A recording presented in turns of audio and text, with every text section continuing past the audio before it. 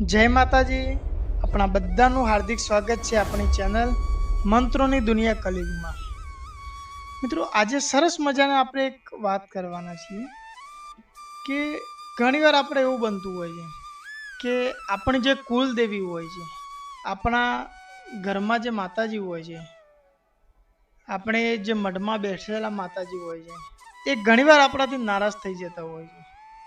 ઘણીવાર આપણું કામ કરતા હોય છે, ઘણીવાર આપણું કામ નથી કરતા હોતા. ઘણીવાર એવું બનતું હોય કે તમે એમને કામ કીધું હોય તો એન્ડ સુધી એવું લાગે કે કામ થઈ શકે, પછી છેલ્લે જતે એનું કામ અધૂરું રહેતું હોય. એવી જ અત્યારે આપણે જોઈએ તો મેલડી માતાને સૌ કોઈ માનતા હોય છે. માં મેલડી પણ દરેકના કાર્ય કરતી હોય છે, પણ ઘણીવાર એવું થતું હોય કે આપણા કામ અટકાઈ જતા હોય છે. તો આ અટકાઈ ગયેલા કાર્ય જે આપણા છે એ કઈ રીતના પૂર્ણ કરીએ, એના માટેનો સાચો માર્ગ શું છે એની આપણે વાત કરવાના છીએ.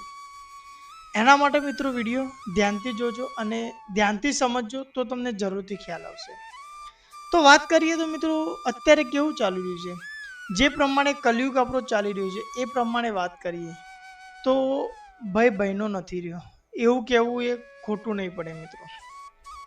કેમ કે નાની મોટી વાત હશે, કોઈ પણ ઘરમાં માની લો તમારા જમીનની વાત હશે, અથવા તો કોઈ પણ નાની મોટી બાબતમાં તમારે ભાઈ જોડે જ્યારે ઝઘડો થતો હશે તો શું કરશે? માતાજીની ખોટી સોગંદો ખાશે. મળે જે માતાજી છે એ માતાજીને ભરાવશે કે આને આવું કરી તો તું આવું કરી લેજે.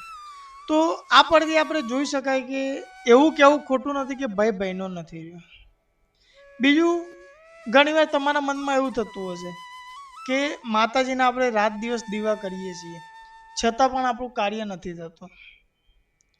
આવું ઘણા બધા લોકો જોડે બનતું હશે કે તમારું કેવું એવું હશે કે અમારા ઘરે માતાજી છે, અમે રાત દિવસ એમને દીવા કરીએ છીએ, ધૂપ કરીએ છીએ, છતાં પણ અમારું કાર્ય નથી થતું.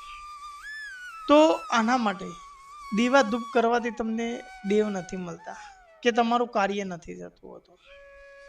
કેમ કે દેવ જો એનો સાથ તમારે જોતો હોય તો સત્યના રસ્તા પર ચાલવું પડતું હોય છે મિત્રો. અત્યારે ભલે કલયુગ છે પણ ઘણા કડવા વેન તમારે સહન કરતા પડતા હોય છે મિત્રો. કેમ કે એ તમારું પરિવાર છે. એક સમય બોલી જાવ તો એ તમારે મનમાં નહીં રાખવું પડતું હોય. જો આ વસ્તુ તમે શીખશો તો દેવ ક્યારેય નારાજ નહીં થાય. અને જો દેવ નારાજ થયું હશે તો એને પણ મનાવવાનો રસ્તો હોય છે મિત્રો.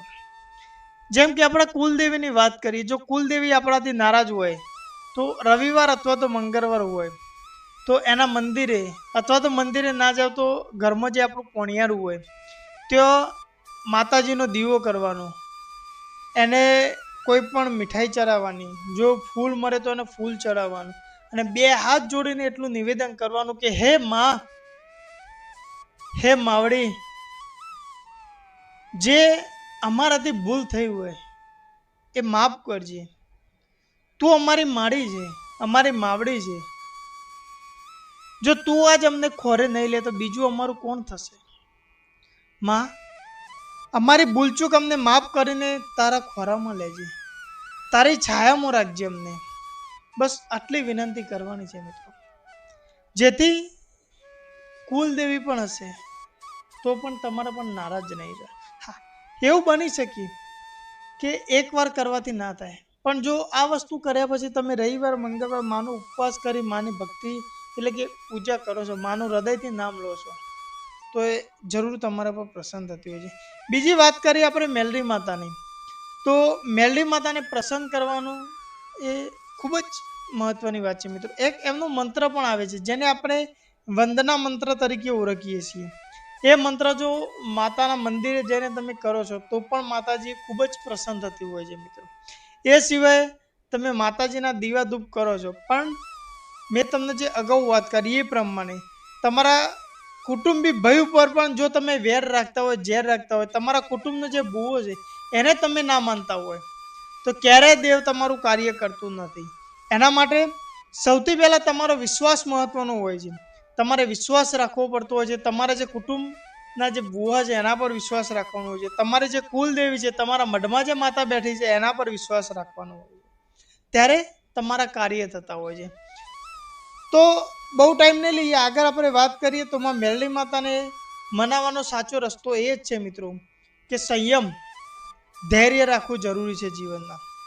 બીજું, હું તમને એક મંત્ર આપું. જો મેલડી માતાના મંદિરમાં તમે જાઓ છો, એની પૂજા કરો છો, તો આ મંત્રનો તમે જાપ કરો છો, આ મંત્રનો તમે ઉચ્ચાર કરો છો, તો એનાથી માતા પ્રસન્ન થતી હોય છે. તો જોઈએ મિત્રો, મંત્ર આ પ્રમાણે છે: મોર મુકુટ પિતાંબર વારી, શંખ ચક્ર ગજા બીજ ધારી, ત્રિશૂળ ધારી દેવી મુરારી, બકરાની અશ્વ સવારી વારી, સુદર્શન ચક્ર વારી, ગદા પદ્મ ધારિણી મહામેલડી, અષ્ટભુજ મહાદેવી નારાયણી નમોસ્તુતે.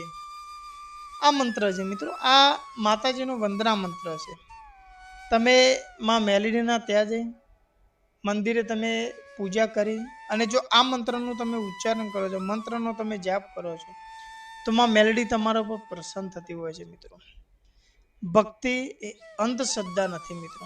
જીવનમાં યાદ રાખવું કે ભક્તિ એ અંધશ્રદ્ધા નથી, પણ તમારો એક વિશ્વાસ છે. દેવી શક્તિની કોઈ દિવસ પરીક્ષા ના લેવાની હોય. હા, તમે વિશ્વાસ મૂકો છો તો તમારું 100% કાર્ય થાય છે મિત્રો. આ વસ્તુ આપણે જીવનમાં હંમેશા યાદ રાખવું. અને બીજું મિત્રો, વારંવાર હું તમને કહું છું કે તમારા મઢમાં જે દેવ બેઠા છે, તમારા કુટુંબના જે ભુવા છે, એના પર તમે વિશ્વાસ મૂકો. એ તમારું જીવન તારશે મિત્રો. બહાર કોઈ જગ્યાએ તમે જશો તો એ તમારું જીવન નહીં તારે. હું એવું નથી કહેતો કે તમે ના જાઓ, જશો તો જેટલી ઘરની માતા તમારું કાર્ય કરશે એટલું નહીં કરે. ભૂલ એ મનુષ્ય જીવન છે મિત્રો. કારા માથાના માનવી છીએ આપણે. ભૂલ દરેકથી થવાની છે, પણ એ ભૂલને ઓળખી અને એનું જે પ્રયાસિત કરીએ છીએ એ ખૂબ મહત્વનું છે મિત્રો. જો એ તમે સમજી જાઓ તો જીવન આપણું ધન્ય બની જતું હોય છે. તો આજનો જે કહેવાનો વિષય હતો મિત્રો એ એટલો જ હતો કે એક વિશ્વાસ ખૂબ જ મહત્વનો હોય છે. માતાનો તમે મંત્ર જાપ કરો છો, માતાની તમે ભક્તિ કરો છો, લગ્નથી કરો છો, એના દીવાધૂપ કરો છો અને સાચી રીતે કરો છો તો માતાજી તમારાથી નારાજ નથી થતી. પણ જો તમે માતાના દીવાધૂપ કરો છો, બીજા તમારા મનમાં છલ કપટ હોય છે, તો એ માતા તમારાથી ક્યારેય પ્રસન્ન નથી રહેતી. આટલું જીવનમાં મિત્રો યાદ રાખો. અગાઉ મેં તમને જે માં મેલડીનો વંદના માટેનો જે મંત્ર આપ્યો છે એ મંત્ર મેં વિડીયોમાં પણ આપેલો છે. જો તમને ખ્યાલ ના આવ્યો તો તમે બીજી વાર મારો વિડીયો જોઈને પણ એ વસ્તુ જોઈ શકો છો, એનો સ્ક્રીનશોટ પણ જોઈ શકો છો.